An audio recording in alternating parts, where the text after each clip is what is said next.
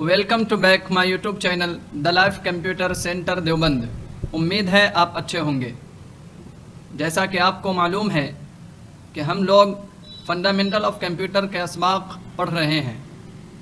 पिछले सबक में आपने पढ़ा था मेमोरी दो तरह की होती है, मेमोरी दो प्रकार की होती है। नंबर 1 रोम और नंबर 2 रैम। रोम का फुल फॉर्म आपने पढ़ा रीड ओनली मेमोरी और रैम का फुल फॉर्म है रैंडम एक्सेस मेमोरी। रोम किसे कहते हैं? रोम वो मेमोरी है जिसमें वो तमाम फाइलें महफूज रहती हैं जिनकी ज़रूरत कंप्यूटर को चालू होने के टाइम पड़ती है। यानी कंप्यूटर को चालू होने के लिए, कंप्यूटर के चालू होने के वक्त ज़रूरत पड़ने वाली तमाम फाइलें रोम के अंदर महफूज रहती हैं। और रैम वो मेमोरी है जिसमें आर्जी तौर पर डाटा महफूज रहता है। यानी रैम कंप्यूटर की वो आर्जी और टेम्पररी मेमोरी है जिसमें आर्जी और टेम्पररी तौर पर डाटा महफूज रहता है हार्ड डिस्क में सेव करने से पहले। आप कंप्यूटर खोलने के बाद जो भी काम करते हैं वो सब रैम में महफूज होता रहता है टेम्पररी तौर पर। इसी वजह से आपको स्क्रीन पर दिखता रहता है। यही वजह है जब आप सेव करने से पहले फ़ाइल बंद कर देते हैं या सॉफ्टवेयर बंद कर देते हैं तो वो सारी चीज़ें ख़त्म हो जाती हैं, डिलीट हो जाती है। रैम का दूसरा काम आपने पढ़ा था कि रैम के ज़रिए एक मखसूस तरीक़े से कंप्यूटर की स्पीड भी बढ़ाई जा सकती है। लेकिन हमने बताया था रैम के ज़रिए स्पीड उस वक्त बढ़ती है जब आपका प्रोसेसर अच्छा हो, आपके कंप्यूटर का CPU मजबूत हो। उसके बाद आप रैम बढ़ाएंगे तो आपके कंप्यूटर की स्पीड बढ़ेगी। अगर CPU कमज़ोर है तो रैम बढ़ाने से कोई स्पीड नहीं बढ़ेगी। उसके बाद आपके सामने बात आई थी storage media. Storage media computer का वो पार्ट्स, वो हिस्सा है जहां आप कोई भी सॉफ्टवेयर या डाटा यानी वीडियो, ऑडियो, इमेजेस वगैरह महफूज करके रख सकते हैं। अब स्टोरेज मीडिया कई तरह का होता है। जो आपके सामने ये बात आई थी कि स्टोरेज मीडिया कई प्रकार का होता है जिसमें फ्लॉपी डिस्क है, हार्ड डिस्क है, CD एंड DVD है, पेन ड्राइव है, एक्सटर्नल हार्ड डिस्क है। उसके बाद बात आई थी स्टोरेज मीडिया की कैपेसिटी को, यानी स्टोरेज मीडिया की सलाहियत को KB, MB और GB में नापा जाता है। हर चीज़ की कैपेसिटी को, हर चीज़ के अंदाज़ा करने का तरीक़ा अलग अलग होता है। जैसा बताया गया था, कपड़े में मीटर से कपड़े का अंदाज़ा किया जाता है और लिक्विड चीज़ में लीटर से अंदाज़ा किया जाता है। ऐसे ही स्टोरेज मीडिया की कैपेसिटी को KB और MB और GB में नापा जाता है। यानी इसकी कैपेसिटी का अंदाज़ा KB, MB और GB में किया जाता है। KB इसका फुल फॉर्म है किलोबाइट और MB मेगाबाइट और GB का गीगाबाइट और TB का टेराबाइट है। यह आपने याद कर लिया होगा। कंप्यूटर में सबसे छोटी इकाई को बिट कहा जाता है और बाइट कंप्यूटर में लिखा जाने वाला एक हर्फ, कोई एक हर्फ, उसको बाइट बोलते हैं। जैसे A आपने टाइप किया, ये एक बाइट है। इसी तरह B टाइप किया तो ये B अलग एक बाइट है। और सबसे छोटी इकाई कंप्यूटर की बिट कहलाती है, जैसे 0 और 1, स्लैश, डॉट, कॉमा वगैरह। अब ये बात आई थी 8 बिट से मिलकर एक बाइट बनता है। किसी भी चीज़ के अंदर सबसे छोटी चीज़ कोई होती है और उससे मिलते मिलते एक बड़ी चीज़ तैयार होती है। तो ऐसे ही यहाँ पर सबसे छोटी चीज़ बिट है और 8 बिट जब मिल जाता है तो एक बाइट बन जाता है। और 1024 बाइट जब आपस में मिल जाता है तो 1 KB बन जाता है। 1024 बाइट का 1 KB हो जाता है और 1024 MB का 1 GB हो जाता है और 1024 KB का 1 MB हो जाता है और 1024 GB का 1 TB हो जाता है।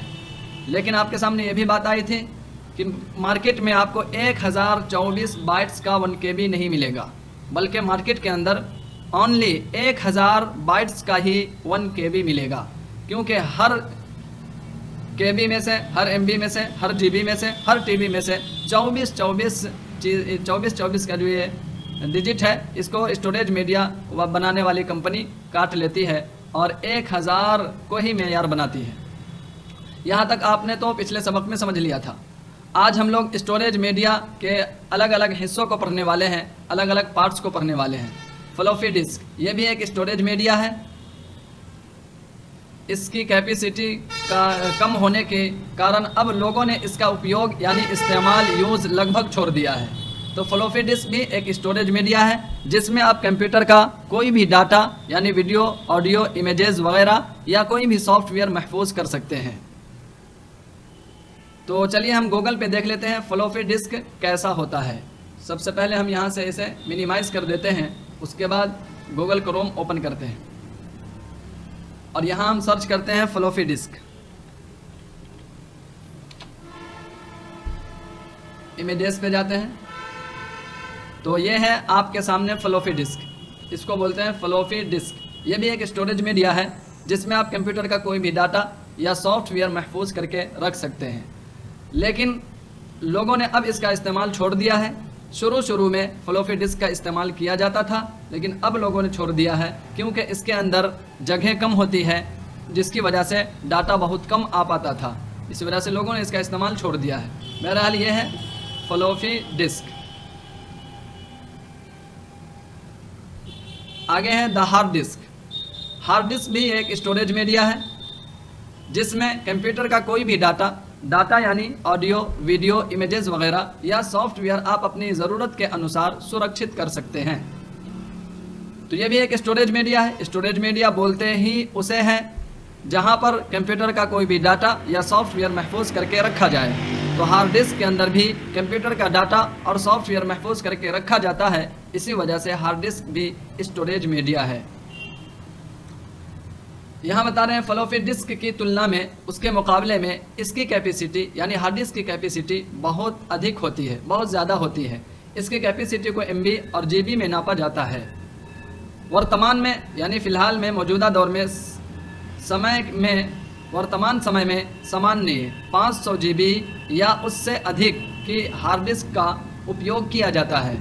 तो हार्ड डिस्क भी एक स्टोरेज मीडिया है। आप सिर्फ इतना याद रखिए, हार्ड डिस्क भी एक स्टोरेज मीडिया है। इसके अंदर कंप्यूटर का कोई भी डाटा या सॉफ्टवेयर महफूज करके रखा जा सकता है। चलिए देखते हैं हार्ड डिस्क किस तरह का होता है। यहाँ हम सर्च कर लेते हैं हार्ड डिस्क।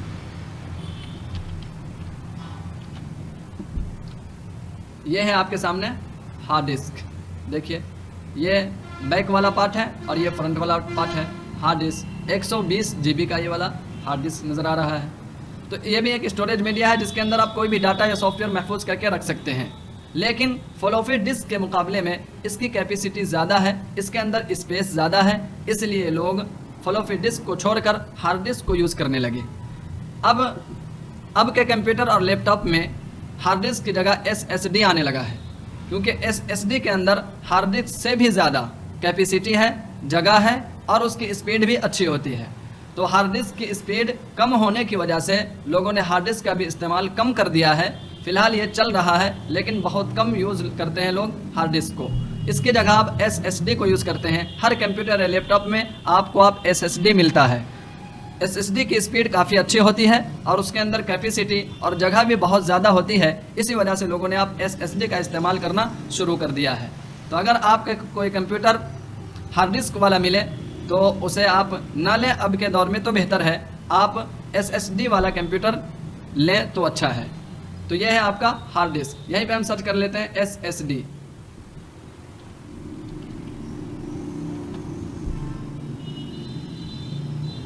यहाँ देखिए ये है SSD। तो देखिए ये हार्ड डिस्क के मुकाबले में शक्ल व सूरत के एतबार से भी छोटा है और अच्छा है, और इसके अंदर कैपेसिटी भी ज़्यादा होती है और इसकी स्पीड भी काफ़ी अच्छी होती है। बहरहाल ये भी एक स्टोरेज मीडिया है जिसमें कोई भी डाटा या सॉफ्टवेयर महफूज करके रख सकते हैं। याद रखिए, कोई भी कंप्यूटर या लैपटॉप हार्ड डिस्क के बगैर या SSD के बगैर नहीं हो सकता है। बिना हार्ड डिस्क के या बिना SSD के कोई भी कंप्यूटर लैपटॉप नहीं हो सकता है कि उसके अंदर या तो हार्ड डिस्क होगा या फिर SSD होगा। दोनों में से कोई एक का होना ज़रूरी है। अब आगे देखते हैं कौन सा स्टोरेज मीडिया है। आगे है the pen drive. Pen drive अब सब लोग जानते हैं, ये भी एक स्टोरेज मीडिया है जिसमें कंप्यूटर का कोई भी डाटा या सॉफ्टवेयर आप अपनी ज़रूरत के अनुसार सुरक्षित रख सकते हैं।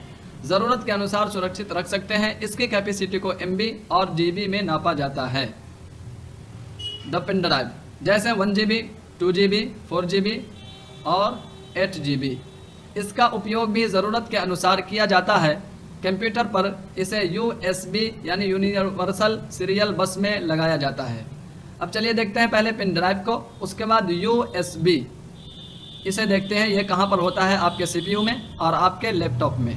गूगल क्रोम में चलते हैं हम और यहाँ से हम सर्च करते हैं पेन ड्राइव।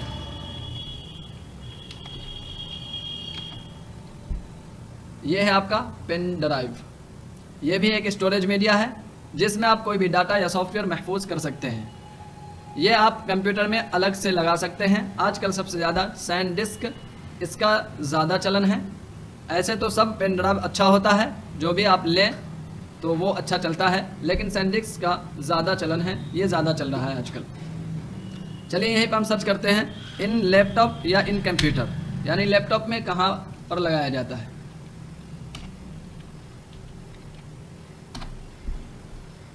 देखिए लैपटॉप के अंदर यहाँ पर लगाया जाता है। दोनों साइड में से किसी एक साइड में USB एक जगह खांचा बना होता है, वहीं पर आप पेन ड्राइव लगाते हैं। जहाँ पर आप माउस या कीबोर्ड का केबल लगाते हैं उसी जगह पर पेन ड्राइव भी लगाया जाता है। अब देख सकते हैं वीडियो में कि पेन ड्राइव लैपटॉप में लगा हुआ है। इसी तरह आपके CPU में भी इसी तरह USB स्लॉट बना होता है, उसी जगह पर पेन ड्राइव लगाया जाता है। USB स्लॉट आप देखेंगे तो किस हिस्से को कहते हैं, यहाँ से हम इसी में सर्च करते हैं USB स्लॉट। देखिए जहाँ पर पेन ड्राइव लगाया जा रहा है उसी जगह को बोलते हैं USB स्लॉट। जैसे यहाँ पे आप देख सकते हैं इस जगह पे पेन ड्राइव लगाया जा रहा है, इस जगह को बोलते हैं USB स्लॉट। या यहाँ देख सकते हैं आप USB स्लॉट, इस हिस्से को बोलते हैं USB स्लॉट। जैसे यहाँ पर देखिए इसका USB हब जो है अलग से भी मिलता है। इसमें जो भी खांचा आपको दिख रहा है ये सब USB स्लॉट है। इसको आप कंप्यूटर में लगाइए और इसके अंदर पेन ड्राइव, माउस, कीबोर्ड ये सब लगा सकते हैं। तो आपने USB स्लॉट भी देख लिया। पहले जो चार्जर आता था हर मोबाइल का अलग अलग आता था, जिसकी वजह से एक चार्जर से दूसरे मोबाइल आप चार्ज नहीं कर सकते थे। तो उसमें बहुत ज़्यादा केबल और सबका अलग अलग केबल बनाना पड़ता था कंपनी को। लेकिन अब टाइप-C वाला सिस्टम कर दिया है कि आप उस चार्जर से, एक चार्जर से कई मोबाइल चार्ज कर सकते हैं। किसी का मोबाइल भी चार्ज हो सकता है जबकि वो टाइप-C हो। तो कंपनी आसानी के लिए टाइप-C का सिस्टम और इसी तरह USB केबल का सिस्टम बना दिया है, ताकि किसी भी कंप्यूटर में, किसी भी लैपटॉप में इसे आप लगा करके इस्तेमाल कर सकते हैं। तो यही है USB स्लॉट। इसी तरह CD एंड DVD ये भी एक स्टोरेज मीडिया है, जिसमें कंप्यूटर का कोई भी सॉफ्टवेयर या डाटा आप ज़रूरत के अनुसार सुरक्षित रख सकते हैं। यानी यह भी एक स्टोरेज मीडिया है जिसमें आप कोई भी डाटा महफूज करके रख सकते हैं। इसकी कैपेसिटी को केवल MB में नापा जाता है। यह सामान्य 750 MB या 800 MB की होती है। तो CD एंड DVD ये भी एक स्टोरेज मीडिया है। दोनों शक्लन एक ही होते हैं, शक्ल के एतबार से बिल्कुल एक जैसे दिखेंगे, लेकिन दोनों में कुछ बुनियादी फ़र्क है। पहला फ़र्क तो यही है कि CD हमेशा आपको MB में मिलेगा और DVD ये GB में मिलता है। चलिए पहले देखते हैं CD और DVD को। CD एंड DVD, तो ये है आपका CD और ये है DVD। दोनों शक्ल के एतबार से बिल्कुल एक जैसे दिख रहे हैं, लेकिन दोनों में फ़र्क है। मैंने आपको बताया कि CD हमेशा MB में आता है और DVD GB में आता है। दूसरी बात यह है कि CD या DVD के अंदर आप कोई भी चीज़ रखते हैं, कोई भी डाटा रखते हैं, तो वो डाटा डिलीट नहीं कर सकते हैं, उसको वहाँ से आप दोबारा ख़त्म नहीं कर सकते हैं। लेकिन पेन ड्राइव में या दूसरे स्टोरेज मीडिया में कोई भी डाटा रखते हैं तो उसे आप जब चाहे डिलीट कर सकते हैं। यही वजह है कि CD एंड DVD का यूज़ अब लोगों ने अपना ख़ास डाटा रखने के लिए कर दिया है। यानी जैसे कि शादी ब्याह की वीडियो या इसी तरह किसी भी फंक्शन, ख़ास फंक्शन की वीडियो, इस तरह की वीडियो को CD और DVD में रखवाते हैं लोग। उसका CD तैयार करवाते हैं और DVD तैयार करवाते हैं ताकि उसमें हमेशा के लिए महफूज हो जाए और उससे कोई डिलीट ना कर सके। तो ये भी एक स्टोरेज मीडिया है, इसका यूज़ लोगों ने अपने ख़ास डाटा के लिए कर लिया है। बहरहाल आप समझ गए होंगे ये सब स्टोरेज मीडिया है। उसके बाद है external hard disk. External hard disk में ये एक स्टोरेज मीडिया है जिसमें कंप्यूटर का कोई भी डाटा या सॉफ्टवेयर अपनी मर्जी ज़रूरत के अनुसार सुरक्षित रख सकते हैं। इसे कंप्यूटर के बाहर किसी भी USB स्लॉट में लगाया जाता है। अभी हमने आपको दिखाया USB स्लॉट, जहाँ पर आप कीबोर्ड या माउस लगाते हैं उसी जगह को USB स्लॉट कहा जाता है। और जो केबल लगाते हैं उस खांचे में उसको USB केबल बोला जाता है। उपयोग भी ज़रूरत के अनुसार किया जाता है। इसकी कैपेसिटी को GB में नापा जाता है, जैसे 80 GB या 160 GB वगैरह। चलिए इसे भी देख लेते हैं कि एक्सटर्नल हार्ड डिस्क ये किस तरह का होता है। ये आपके पावर बैटरी की तरह होता है, जिसको आप कंप्यूटर या लैपटॉप में लगा करके अपने डाटा को उसमें महफूज कर सकते हैं। जैसे एक्सटर्नल हार्ड डिस्क, ये आ गया एक्सटर्नल हार्ड डिस्क। देखिए ये पावर बैटरी की तरह नज़र आएगा आपको। तो बहरहाल ये भी एक स्टोरेज मीडिया है जिसके अंदर आप अपना कोई भी डाटा या सॉफ्टवेयर महफूज कर सकते हैं। यहाँ पर किसी में लगा भी होगा, देखिए ये लैपटॉप के अंदर लगा रखा है एक्सटर्नल हार्ड डिस्क। इसके अंदर कैपेसिटी बहुत ज़्यादा होती है, इसलिए लोग बड़ा बड़ा डाटा रखने के लिए एक्सटर्नल हार्ड डिस्क का इस्तेमाल करते हैं और छोटा डाटा रखने के लिए पेन ड्राइव का यूज़ करते हैं। तो यहाँ तक आपका टॉपिक क्लियर हो गया होगा। आज का सबक बस यहीं पर ख़त्म किया जा रहा है। उम्मीद है आपको ये लेसन अच्छी तरह समझ में आया होगा। अगर कोई डाउट है तो कमेंट बॉक्स में ज़रूर बताइए। फिर मिलेंगे नेक्स्ट वीडियो में। Thank you for watching.